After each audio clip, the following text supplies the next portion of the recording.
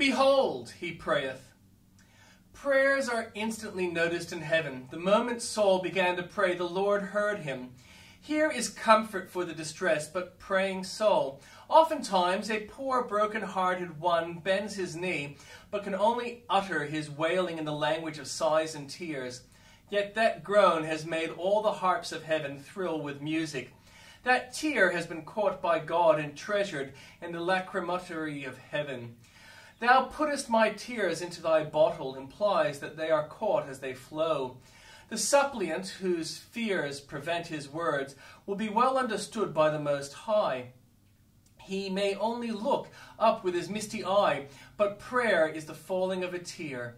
Tears are the diamonds of heaven, sighs are a part of the music of Jehovah's court, and are numbered with the sublimest strains that reach the majesty on high. Think not that your prayer, however weak or trembling, will be unregarded. Jacob's ladder is lofty, but our prayer shall lean upon the angel of the covenant, and so climb its starry rounds. Our God not only hears prayer, but also loves to hear. He forgetteth not the cry of the humble. True, he regards not high looks and lofty words. He cares not for the pomp and pageantry of kings.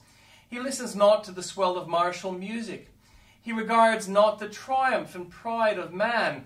But wherever there is a heart big with sorrow, or a lip quivering with agony, or a deep groan, or a penitential sigh, the heart of Jehovah is open. He marks it down in the registry of his memory. He puts our prayers like rose leaves between the pages of his book of remembrance. And when the volume is opened at last, there shall be a precious fragrance springing up therefrom. Faith asks no signal from the skies to show that prayers accepted rise. Our priest is in his holy place and answers from the throne of grace. Their prayer came up to his holy dwelling place, even unto heaven. Prayer is the never-failing resort of the Christian. In any case, in every plight, when you cannot use your sword, you may take to the weapon of all prayer.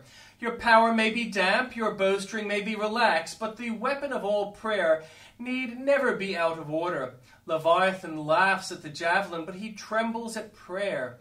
Sword and spear need refurbishing, but prayer never rusts. And when we think it most blunt, it cuts the best.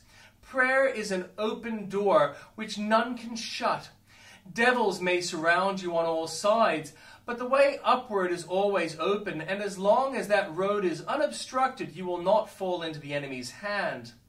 We can never be taken by blockade, escalade, mine, or storm, so long as heavenly succors can come down to us by Jacob's ladder and relieve us in the time of our necessities. Prayer is never out of season in summer, and in winter its merchandise is precious.